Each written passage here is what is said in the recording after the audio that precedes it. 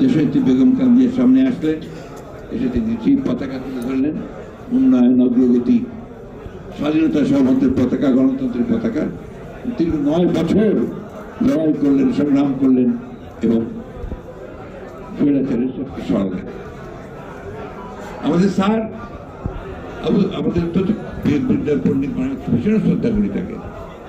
তিনি একটা কথা বলেছেন যে 91 একটা ভুল হয়েছে, তখনকার প্রয়োজন ছিল সেটা। সেদিন যদি Begum Zia parliamentary form of গভর্নমেন্টে না যেতেন, এগ্রি না করতেন, তাহলে ওই এরশাদকে সরানো সম্ভব হতো না।